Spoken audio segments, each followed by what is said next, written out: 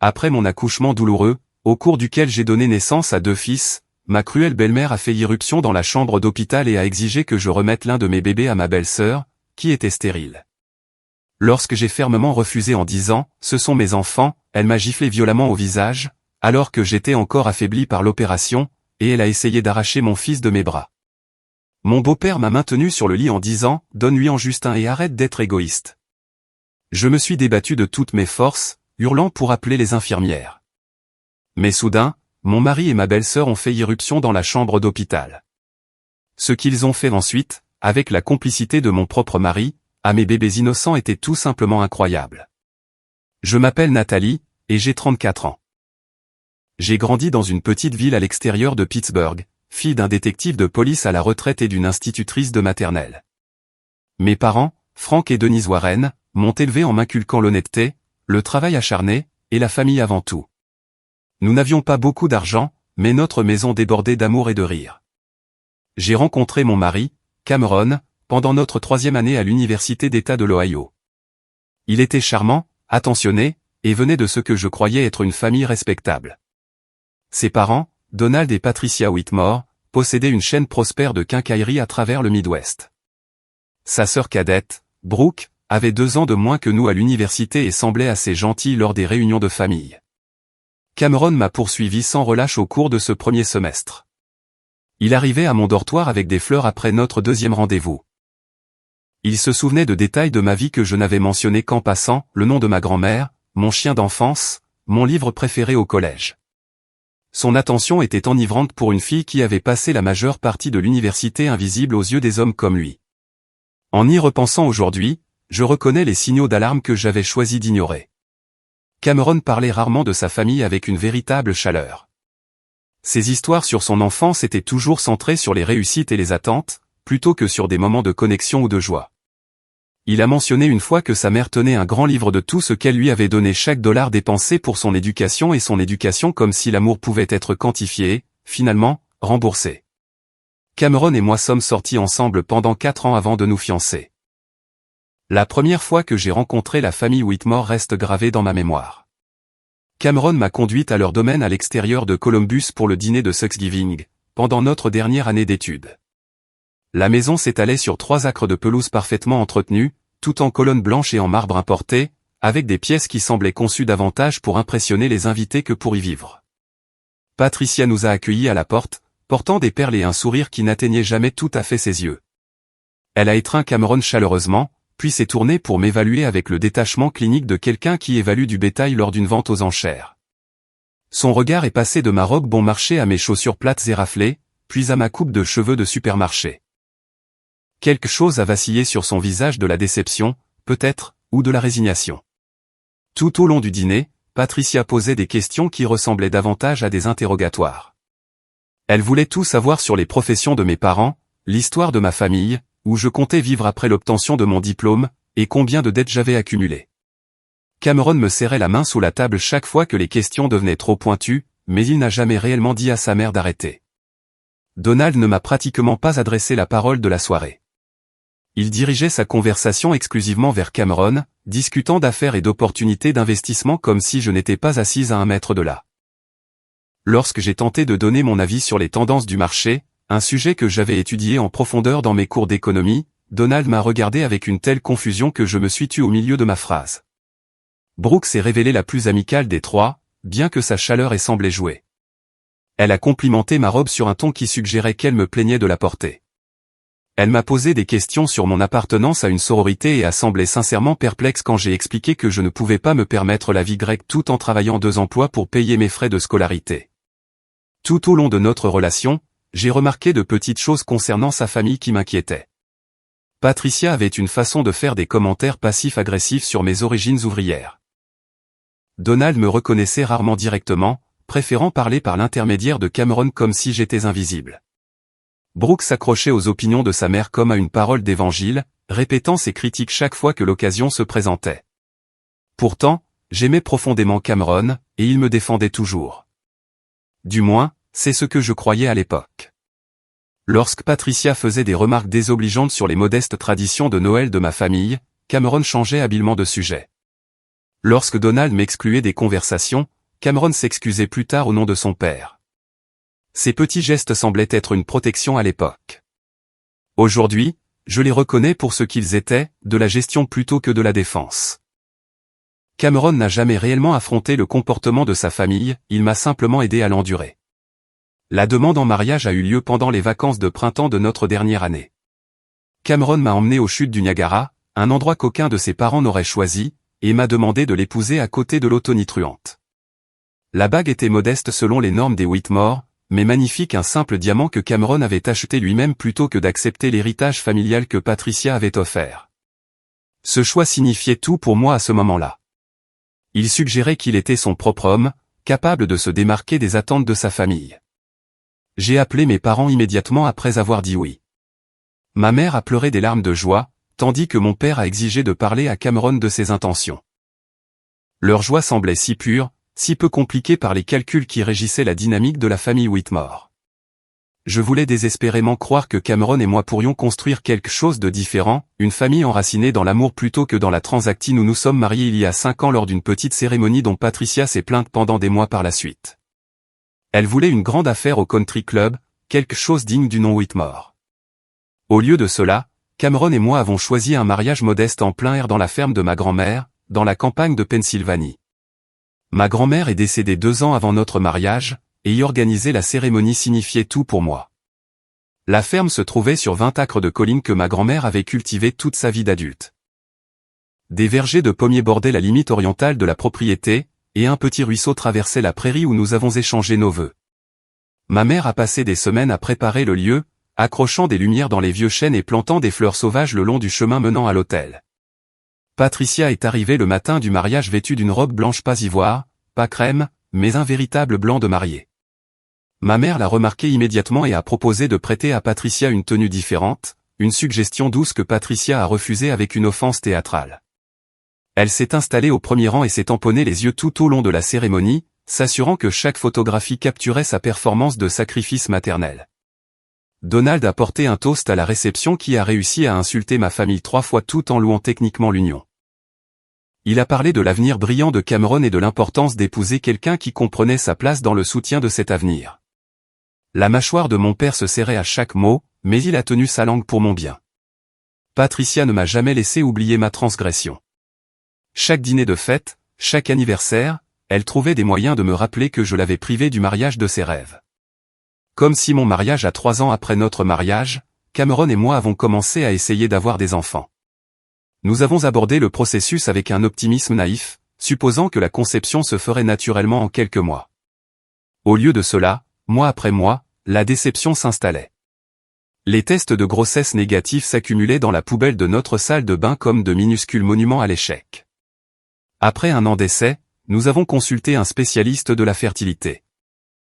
Le docteur Rebecca Thornton a effectué des tests approfondis sur nous deux et a annoncé des nouvelles qui ont eu l'effet d'un coup physique. Mes niveaux hormonaux étaient irréguliers, et la qualité de mes ovules était sous-optimale pour mon âge. La motilité des spermatozoïdes de Cameron était inférieure à la moyenne. Séparément, ces problèmes auraient pu être gérables.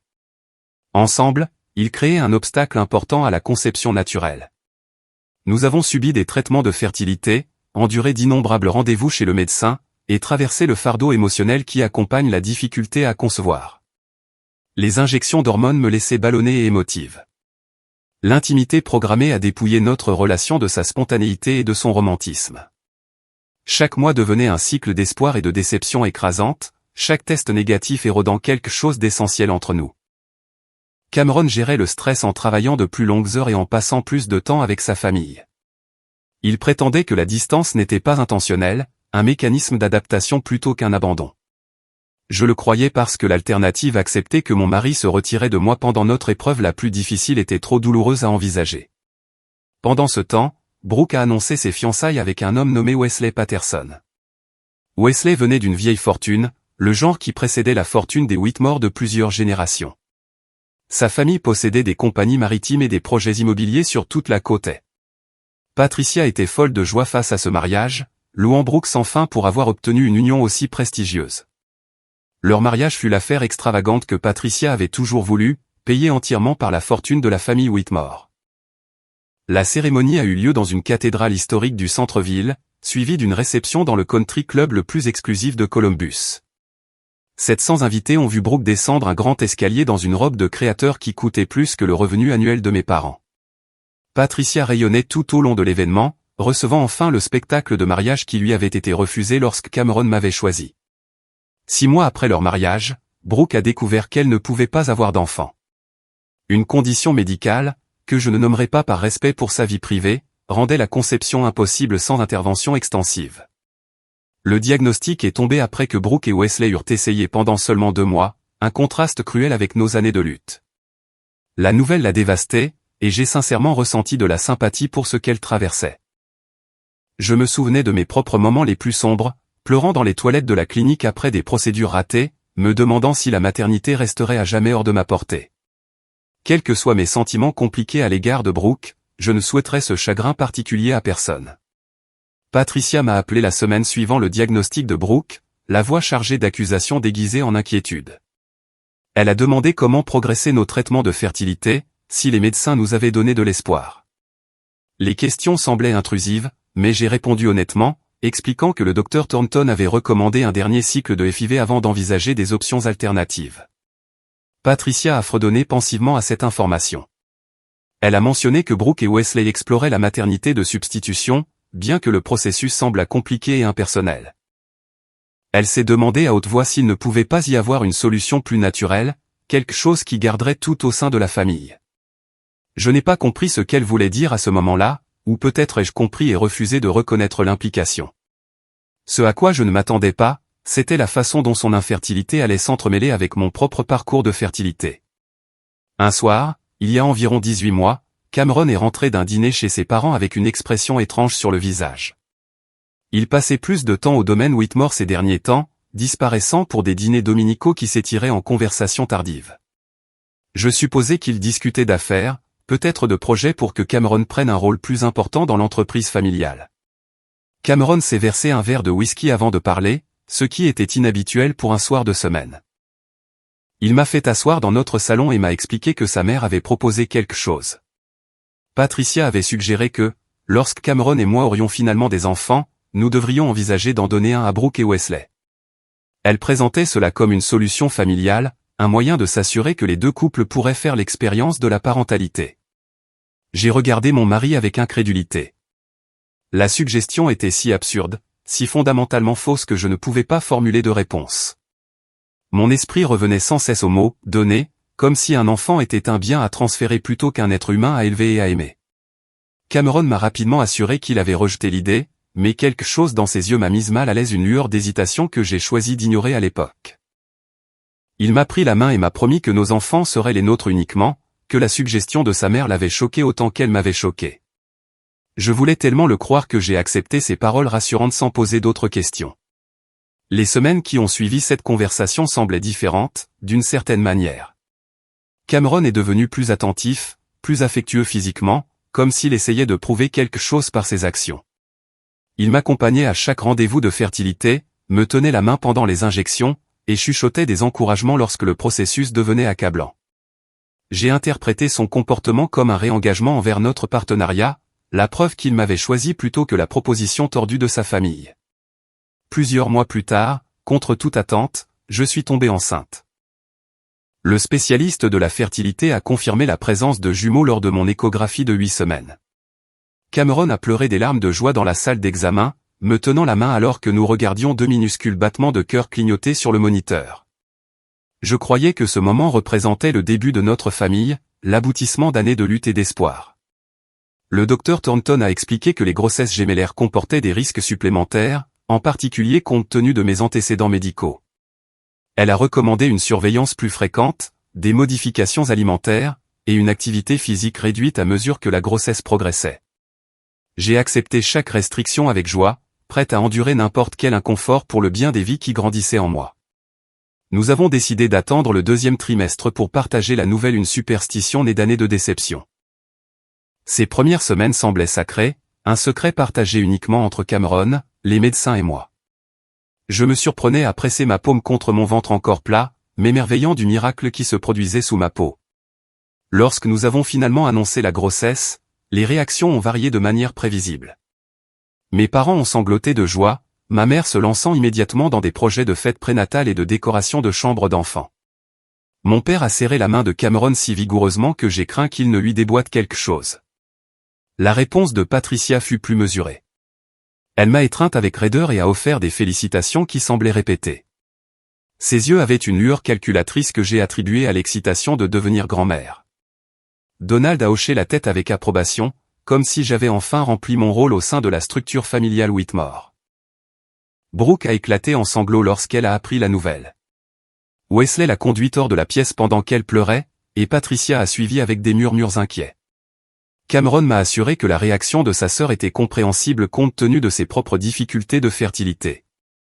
Il m'a demandé d'être patiente avec B. Ma grossesse a été difficile dès le début. De graves nausées matinales m'ont cloué au lit pendant le premier trimestre. Les nausées arrivaient sans prévenir et persistaient pendant des heures, me laissant faible et déshydraté. Cameron a engagé un service de nettoyage et organisé des livraisons de repas lorsque je suis devenu trop malade pour gérer les tâches ménagères.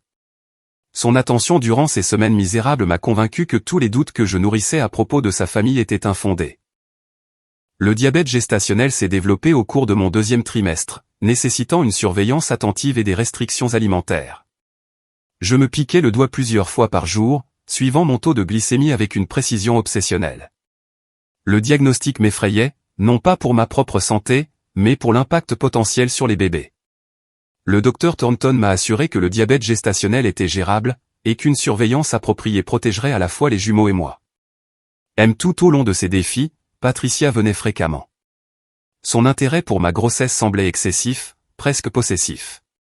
Elle posait des questions détaillées sur le développement des bébés, insistait pour assister au rendez-vous d'échographie, et commençait à parler des jumeaux comme s'ils lui appartenaient en partie. Elle posait ses mains sur mon ventre sans demander la permission, parlant directement à mon ventre comme si je n'y étais pas attaché. Cameron rejetait mes inquiétudes, attribuant le comportement de sa mère à l'excitation de devenir grand-mère. Il me rappelait que Patricia avait attendu des années pour avoir des petits-enfants, que son enthousiasme était un compliment plutôt qu'une intrusion. Je voulais le croire, alors j'ai avalé mon malaise et enduré les violations de limites de Patricia avec des sourires forcés.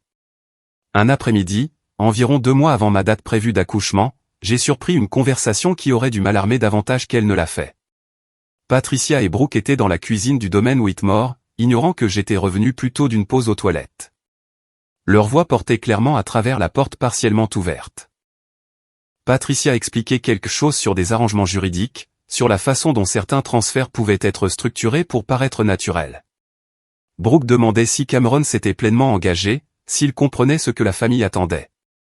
Patricia a assuré à sa fille que Cameron faisait toujours ce qui était le mieux pour la famille, que sa loyauté n'avait jamais vacillé. Je me suis convaincu qu'elle discutait d'affaires, peut-être d'un transfert de propriété ou d'une restructuration d'investissement. L'autre explication était trop horrible pour être envisagée. Le comportement de Brooke a également changé pendant ma grossesse. Alors qu'elle avait auparavant maintenu une distance polie, elle recherchait maintenant ma compagnie constamment. Elle apportait des vêtements de bébé chez nous, des grenouillères et des couvertures aux couleurs neutres qu'elle prétendait être des cadeaux de divers magasins. Elle a décoré une chambre d'enfant dans sa propre maison, me montrant des photos de la pièce terminée avec une fierté qui frisait l'obsession. Wesley semblait mal à l'aise face au comportement de sa femme, bien qu'il ne soit jamais intervenu directement. Je l'ai surpris en train d'échanger des regards avec Cameron lors des dîners de famille, des communications sans parole que je ne pouvais pas interpréter. Lorsque j'ai interrogé Cameron sur ces échanges, il a rejeté mes questions comme étant de la paranoïa induite par la grossesse. Brooke parlait des jumeaux avec une intimité qui me perturbait. Elle les appelait « nos garçons », une phrase qui me donnait la chair de poule chaque fois que je l'entendais. Elle discutait de leurs futures options scolaires, de leurs activités parascolaires, des universités qu'ils pourraient fréquenter.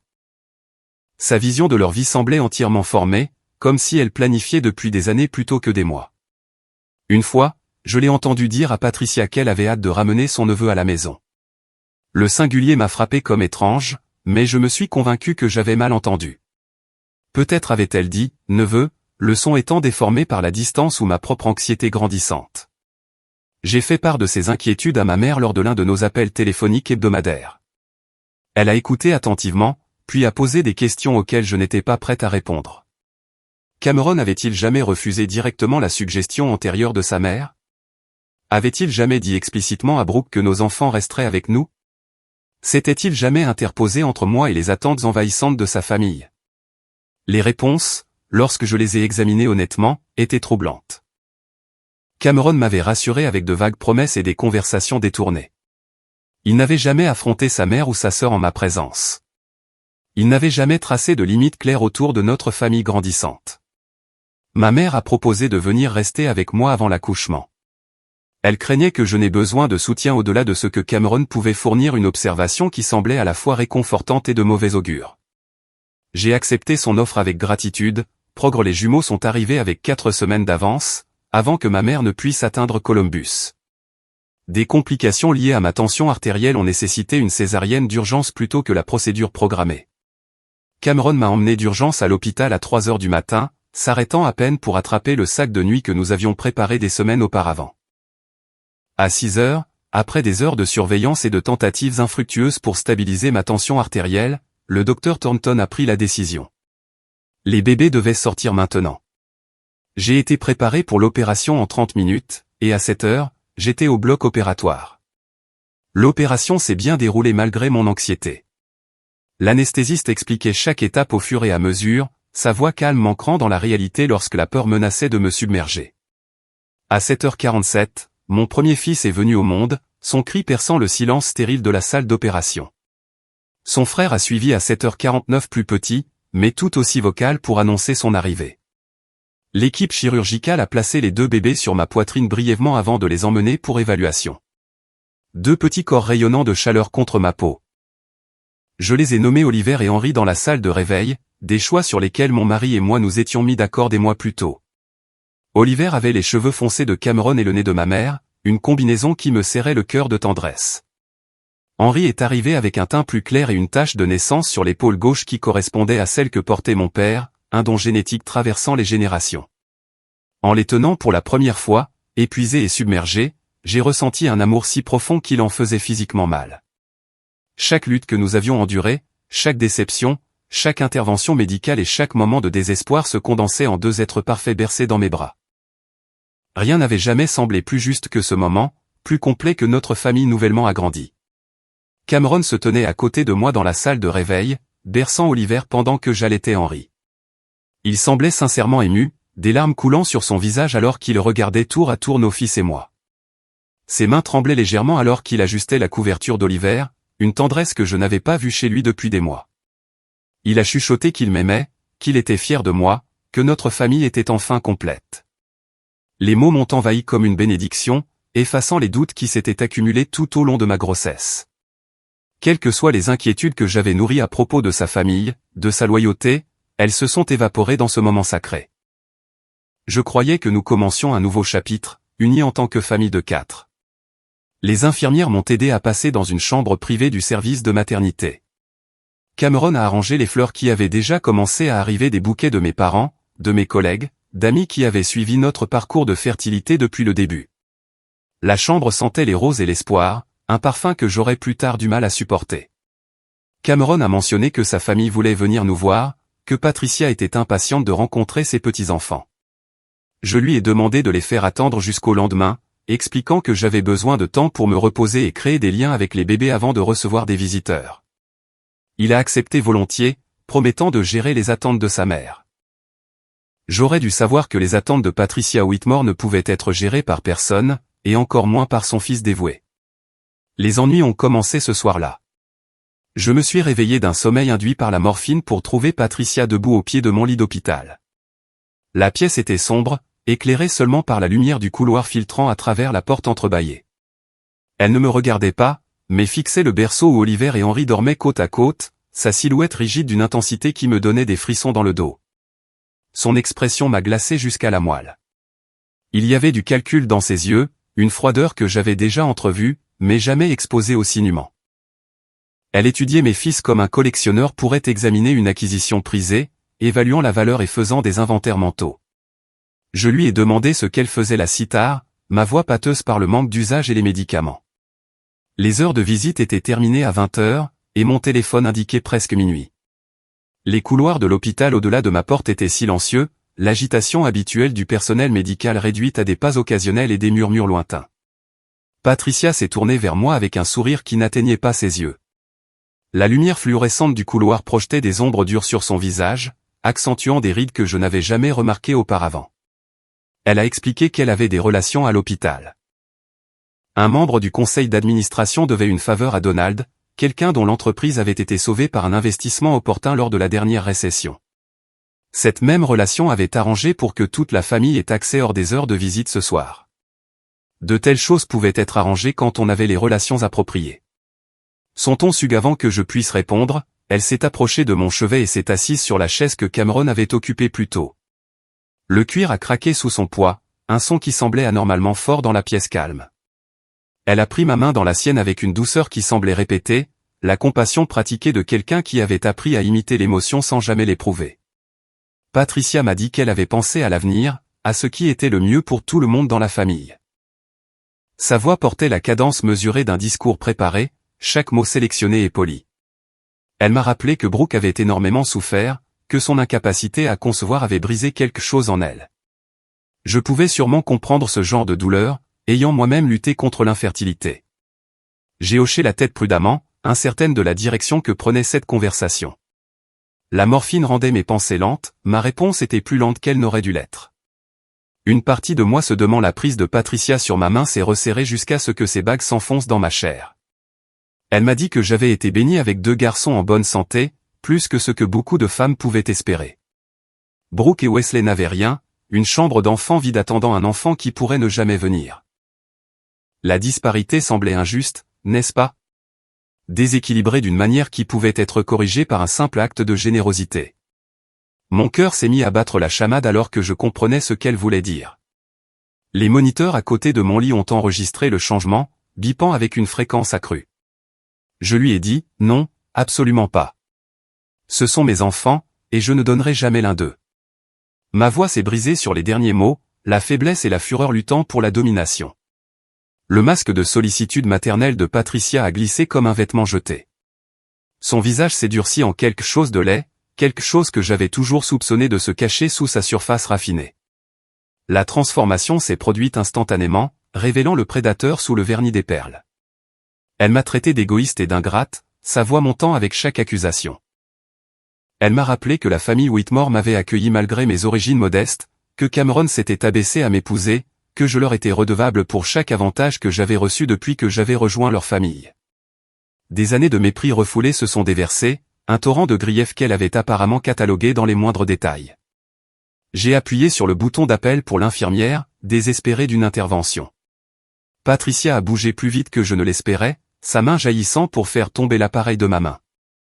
Il a cliqueté sur le sol sous le lit, bien hors de ma portée. Elle s'est alors tenue au-dessus de moi, son ombre tombant sur mon visage comme un poids physique.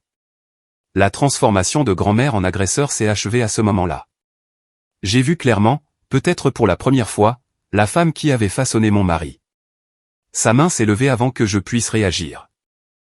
La gifle est arrivée vite et fort, faisant basculer ma tête sur le côté avec assez de force pour faire claquer mes dents. La douleur a explosé sur ma joue, vive et immédiate, se mêlant à une douleur plus profonde provenant de mon site d'incision alors que j'essayais instinctivement de me recroqueviller loin d'elle.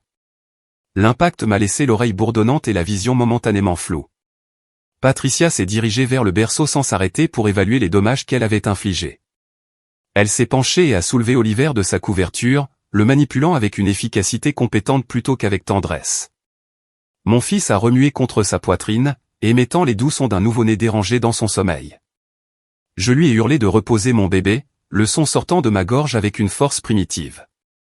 Malgré l'agonie dans mon abdomen, j'ai rejeté mes couvertures et essayé de me lever. La ligne 4 tirait douloureusement sur mon bras, et le cathéter créait une résistance que je n'avais pas anticipée. Mes jambes se sont dérobées immédiatement, faibles à cause de l'opération et des médicaments. Des muscles qui m'avaient porté pendant 34 ans étaient soudainement incapables de supporter mon poids. Je me suis effondré contre la barrière du lit, serrant mon ventre alors que je sentais les points de suture se tendre contre le mouvement. Une humidité s'est répandue sous le pansement chirurgical du sang ou du liquide suintant de l'incision que je venais de rouvrir. La douleur était extraordinaire, une lame chauffée à blanc traversant mon corps, mais ce n'était rien comparé à la vue de mon fils dans les bras de cette femme. Patricia a reculé vers la porte avec Oliver, ses mouvements calculés et sans hâte. Elle m'a dit d'arrêter d'être dramatique, qu'elle emmenait simplement son petit-fils rencontrer sa vraie mère. Brooke l'élèverait correctement, lui donnerait tout ce qu'il méritait, des opportunités au-delà de ce que mon milieu limité pouvait offrir. Je devrais être reconnaissante qu'il me laisse un enfant, que la famille ait décidé de faire preuve d'une telle retenue. La porte s'est ouverte brusquement avant qu'elle ne puisse sortir, claquant contre le mur avec assez de force pour laisser une bosse dans le plâtre. Donald Whitmore est entré, sa masse bloquant l'encadrement de la porte et projetant une longue ombre dans la pièce. Il a évalué la situation avec le calme pratiqué d'un homme d'affaires évaluant une transaction, ses yeux passant de sa femme à moi, puis au bébé avec un détachement clinique. Il n'y avait aucun choc dans son expression, aucune horreur face à la scène devant lui, seulement du calcul. Donald a dit à sa femme de se contrôler, sa voix portant la patience lasse de quelqu'un gérant un employé trop enthousiaste. Il y avait un processus pour ces choses. De la paperasse à considérer, des cadres juridiques à respecter. Il ne pouvait pas simplement sortir avec un enfant. Cela créerait des complications, attirerait l'attention, et exposerait potentiellement la famille à des responsabilités. Son inquiétude était logistique plutôt que morale, entièrement concentrée sur l'exécution plutôt que sur l'éthique. Je l'ai supplié de m'aider, de faire en sorte que Patricia rende Oliver. Les mots sortaient brisés, interrompus par des sanglots que je ne pouvais pas contrôler. J'ai fait appel à toute humanité qui pouvait exister sous son extérieur de salle de conseil, tout instinct paternel qui pourrait l'emporter sur l'agenda monstrueux de sa famille. Au lieu de cela, Donald a traversé la pièce et a posé ses mains sur mes épaules, me pressant contre le matelas avec une pression ferme et inflexible. Sa prise n'était pas violente, mais absolue, la retenue de quelqu'un habitué à imposer sa volonté sans résistance. Il s'est penché près de moi, son souffle chaud contre mon oreille, portant l'odeur du scotch coûteux et des cigares cubains. Il m'a dit d'arrêter de lutter, que la résistance ne ferait que rendre les choses plus difficiles. Cameron avait déjà accepté l'arrangement, avait été convaincu au fil de mois de dîners de famille que c'était la bonne chose à faire. Les avocats de la famille préparaient des documents qui présenteraient le transfert comme une adoption privée. Quelque chose qui pourrait être expliqué comme un acte généreux entre frères et sœurs. Un enfant pour eux, un pour moi. C'était le marché. Le compromis qui satisferait toutes les parties. Mon monde s'est effondré autour de ces mots. La réalité s'est fracturée en éclats déchiquetés. Cameron avait accepté.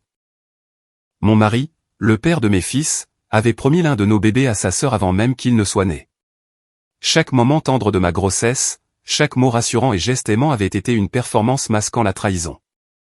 J'ai crié alors, un son primitif arraché de quelque part au plus profond de moi, d'un endroit qui existait avant le langage ou la pensée. J'ai crié pour les infirmières, pour la sécurité, pour quiconque pouvait m'entendre à travers les murs qui semblaient soudainement épais de plusieurs kilomètres. Le son m'a écorché la gorge à vif, mais je ne pouvais pas m'arrêter, je ne pouvais pas calmer l'alarme que mon corps lançait contre cette violation. Patricia a bercé Oliver avec impatience, agacée par le bruit que je faisais. Elle s'est plainte que j'étais difficile, que cette scène était inutile et embarrassante. Donald a augmenté la pression sur mes épaules, me clouant au lit de tout son poids tout en marmonnant à propos de femmes hystériques et de réactions hormonales. Henry a commencé à pleurer dans son berceau, dérangé par l'agitation. Ses pleurs ont rejoint les miens, un duo de détresse qui devait sûrement atteindre quelqu'un à l'extérieur de cette pièce. La porte s'est ouverte à nouveau. Cameron est entré ensuite, suivi de Brooke. Wesley s'est déplacé pour se tenir à côté de sa femme, sa main trouvant la sienne avec une intimité pratiquée. Ils étaient tous arrivés ensemble, ayant apparemment conduit jusqu'à l'hôpital dans le même véhicule. Des co-conspirateurs plutôt que des visiteurs fortuits. J'ai cherché sur le visage de mon mari un signe de l'homme que j'avais épousé, une indication qu'il sauverait nos fils de sa famille monstrueuse. Cameron m'a regardé avec une expression que je n'avais jamais vue auparavant, une expression que je n'aurais pas pu imaginer sur des traits que je croyais connaître intimement. De la pitié mêlée à du mépris, comme si j'étais une enfant faisant une crise pour un jouet qu'elle ne pouvait pas garder. Il n'y avait pas de conflit dans ses yeux, pas de lutte interne entre la loyauté familiale et les vœux conjugaux. Il avait fait son choix bien avant ce moment, et je n'étais informé du résultat que maintenant. Il s'est approché du lit d'un pas mesuré et m'a dit de me calmer. Sa voix portait la condescendance patiente de quelqu'un expliquant un concept simple à un apprenant lent. Il a expliqué que ses parents avaient raison, que c'était la meilleure solution pour tout le monde. Brooke avait besoin d'un enfant, en méritait un après tout ce qu'elle avait souffert. Nous en avions deux, une abondance là où d'autres n'en avaient aucun. Des mathématiques simples, vraiment, une équation qui s'équilibrait lorsqu'elle était examinée rationnellement. Brooke s'est avancé derrière lui, tendant les bras vers Oliver avec des mains tremblantes qui trahissaient son impatience. Des larmes coulaient sur son visage, mais ce n'étaient pas des larmes de remords ou de honte. C'étaient des larmes d'anticipation d'un rêve se matérialisant enfin à sa portée. Elle avait attendu si longtemps ce moment, et sa patience était sur le point d'être récompensée. Quelque chose en moi s'est brisé et s'est reformé en acier. Les pleurs ont cessé brusquement, remplacés par une clarté que je n'avais jamais connue. Chaque pensée éparse s'est condensée en un seul point de focalisation brûlant. Ces gens voulaient prendre mon enfant. Ils allaient échouer. J'ai arrêté de crier. J'ai arrêté de lutter contre la prise de Donald. Je suis devenu complètement immobile, chaque muscle se détendant dans une apparente soumission. Ma soudaine docilité les a suffisamment déroutés pour que Donald relâche sa prise, ses mains se levant légèrement de mes épaules alors qu'il évaluait si la crise était passée. J'ai dit à Cameron de me regarder, faisant sortir ma voix stable, froide d'une manière que je ne reconnaissais pas comme m'appartenant.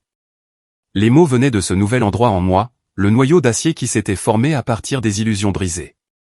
Je lui ai demandé s'il voulait vraiment cela, s'il était prêt à donner son propre fils pour satisfaire les exigences de sa famille.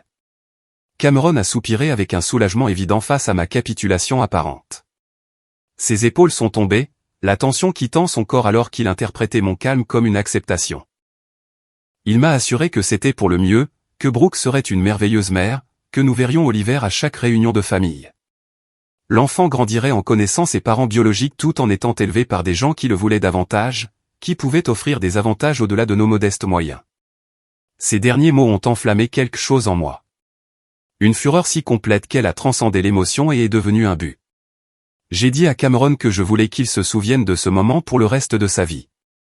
Je voulais qu'il se souvienne d'avoir choisi sa sœur plutôt que sa femme, sa mère plutôt que ses enfants, sa famille d'origine plutôt que la famille qui la porte s'est ouverte une troisième fois. Ma mère est entrée, et l'atmosphère de la pièce s'est transformée instantanément. Même Donald et Wesley, qui discutaient à voix basse près de la fenêtre, se sont tus. Denise Warren avait conduit 4 heures depuis la Pennsylvanie lorsque je l'ai appelée au début du travail, dépassant toutes les limites de vitesse entre sa maison et Columbus. Elle était arrivée à l'hôpital 1 heure après mon opération, mais j'avais été trop épuisé pour voir des visiteurs. Les infirmières lui avaient dit de revenir le matin, et elle avait accepté à contre-cœur. Au lieu de rentrer chez elle, elle était restée assise dans la salle d'attente pendant des heures, incapable de dormir pendant que sa fille se remettait d'une opération majeure. Elle a entendu mes cris depuis le bout du couloir, des sons qui avaient porté à travers les portes fermées et le long des couloirs stériles jusqu'à atteindre la mère qui m'avait appris à les faire. Elle avait sorti son téléphone immédiatement, ma mère n'est pas une femme imposante. Elle mesure un M63 et pèse peut-être 60 kg. Ses mains montrent des décennies de bricolage en maternelle et de travail au jardin. Ses cheveux sont devenus argentés ces dernières années, et ses articulations lui font mal par temps froid. Selon toute mesure objective, elle n'aurait pas dû faire le poids face aux 4 personnes occupant ma chambre d'hôpital. À ce moment-là, elle a rempli l'encadrement de la porte comme un ange vengeur, sa présence s'étendant à des dimensions qui défiaient la réalité physique. Elle a absorbé la scène d'un seul coup d'œil, son instinct d'institutrice cataloguant chaque détail, sa fille clouée sur un lit d'hôpital avec du sang suintant à travers ses bandages, une étrangère tenant son petit-fils avec une confiance de propriétaire, une famille de vautours encerclant le moment le plus vulnérable de sa fille. Son évaluation a pris peut-être 2 secondes avant qu'elle n'agisse. Ma mère a marché directement vers Patricia et a tendu les mains, sa posture rayonnant d'une autorité qui venait de quelque part au-delà de sa petite taille. Sa voix était calme, contrôlée, absolument terrifiante dans sa certitude. Elle a dit à Patricia de lui donner le bébé, faisant des mots un ordre plutôt qu'une demande. Patricia a serré Oliver plus fort, bafouillant à propos d'affaires de famille, disant que cela ne la regardait pas, et qu'il y avait des canaux appropriés pour la discussion. Sa confiance précédente a vacillé visiblement alors qu'elle affrontait quelque chose qu'elle n'avait pas anticipé, une mère dont l'amour égalait le sien en intensité, mais le dépassait en clarté morale. La main de ma mère a jailli et a saisi le poignet de Patricia avec une précision chirurgicale. Elle a appliqué une pression sur un point près de la base du pouce de Patricia, une technique qu'elle avait apprise des décennies auparavant et qu'elle ne s'attendait jamais à utiliser. Patricia a glapi de surprise et ma mère m'a passé Oliver avec précaution, consciente de mes blessures, puis s'est tournée pour faire face à la famille Whitmore avec une expression qui a fait reculer Donald d'un pas involontaire. Elle leur a dit qu'ils avaient exactement 60 secondes pour quitter cette pièce avant qu'elle n'appelle la police pour signaler une tentative d'enlèvement. Sa voix portait la certitude calme de quelqu'un énonçant des faits irréfutables plutôt que proférant des menaces. Elle les a informés qu'elle avait enregistré les 3 dernières minutes de conversation sur son téléphone, ayant commencé l'enregistrement au moment où elle avait entendu sa fille crier et réalisé que quelque chose n'allait pas. Son téléphone était déjà en train de télécharger le fichier sur un stockage en ligne, hors de leur capacité à le confisquer ou à le supprimer. Elle leur a suggéré de réfléchir à la façon dont cet enregistrement sonnerait aux oreilles d'un juge aux affaires familiales. Le visage de Patricia s'est vidé de sa couleur à mesure que les implications s'inscrivaient en elle. La mâchoire de Donald s'est serrée avec une fureur à peine contenue, ses mains se serrant et se desserrant sur ses côtés. Wesley a reculé vers le mur, soudainement désireux de s'éloigner de la conspiration. Cameron fixait sa belle-mère comme s'il la voyait pour la première fois, comprenant enfin que sa famille avait rencontré quelqu'un qu'il ne pouvait ni intimider ni manipuler. Le visage de Donald est devenu violet de rage alors qu'il traitait la menace pesant sur la réputation de sa famille. Il a fait un pas vers ma mère, les poings serrés, sa masse destinée à intimider par sa seule présence physique. Ma mère n'a pas bronché ni reculé d'un pouce. Elle lui a rappelé que des accusations d'agression pourraient être ajoutées aux accusations d'enlèvement assez facilement. Elle a souligné qu'un hôpital contenait de nombreux témoins et des caméras de sécurité documentant les mouvements dans chaque couloir. Cameron a essayé d'intervenir, jouant le pacificateur comme il le faisait toujours lorsque le comportement de sa famille devenait indéfendable. Il a levé les mains en signe de reddition, insistant sur le fait que tout cela était un malentendu, que personne n'essayait d'enlever qui que ce soit. Sa voix portait la douceur pratiquée de quelqu'un habitué à désamorcer les situations par le charme plutôt que par la substance. Ma mère l'a fait taire d'un regard qui aurait arrêté la circulation. Elle a dit à Cameron qu'il s'était montré indigne de sa fille et de ses petits-enfants par des actions qu'aucune explication ne pouvait justifier. Elle a annoncé qu'il entendrait parler de notre avocat dans la semaine, et que les conséquences juridiques de cette soirée consommeraient des années de sa vie. J'ai trouvé ma voix alors, puisant ma force dans la présence de ma mère. J'ai dit à Cameron que je voulais divorcer, rendant les mots aussi définitifs que le marteau d'un juge. Je l'ai informé qu'il ne reverrait plus jamais Oliver ou Henry si j'avais mon mot à dire, et que ses droits de visite seraient contestés avec toutes les ressources à ma disposition. Les Whitmore ont battu en retraite par étapes, leur départ étant aussi révélateur que leur agression. Brooke a fui la première, Wesley la guidant vers la porte avec sa main sur son dos, ses sanglots résonnant dans le couloir alors que son rêve de maternité s'évaporait sous ses yeux. Patricia a suivi de près, lançant des menaces concernant des avocats et des batailles pour la garde par-dessus son épaule, des promesses qui sonnaient de plus en plus creuses à mesure qu'elle s'éloignait de mon lit. Donald s'est attardé le plus longtemps, ses yeux promettant des représailles qu'il croyait sûrement que son argent pourrait acheter. Il a soutenu mon regard pendant plusieurs secondes avant de finalement sortir, la porte se refermant derrière lui avec une douceur anticlimatique. Cameron est resté au centre de la pièce, me fixant comme s'il me voyait pour la première fois.